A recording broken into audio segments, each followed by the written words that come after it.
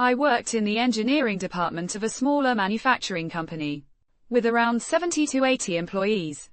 My responsibility, among other things, was to handle any design changes, edit part and assembly drawings, bills of materials, etc. Previously, this was all handled by putting together a packet of actual paper documents that had to be shuffled from engineering to manufacturing, sometimes ping-ponging back and forth if we were doing something complicated that required input from various people within those departments. Eventually, the company started to implement a software-driven procedure that was supposed to eliminate the stacks of paper that would sometimes get lost on someone's desk. The problem was that our bare-bones staff didn't really have time to learn all the ins and outs of the software and refine the process to be truly efficient.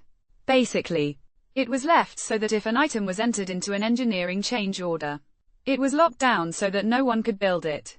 But also a customer couldn't even order it, or any machine that this item happened to be a component of, until the change process was completed. Sometimes this could take weeks. I tried explaining several times that if we ever had to work on some item that was used in several of our products, this would bring everything to a screeching halt.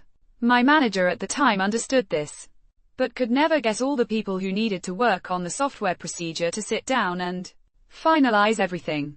One day, I was tasked with changing the design of a hardware component that was used in every machine we built.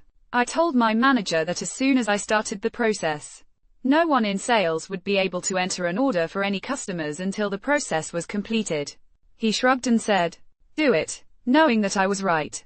Within 30 minutes of getting started, a salesman came to my desk asking why he couldn't enter an order. I explained what was happening. He left. And soon after, the VP of the company was at my desk asking what needed to be done.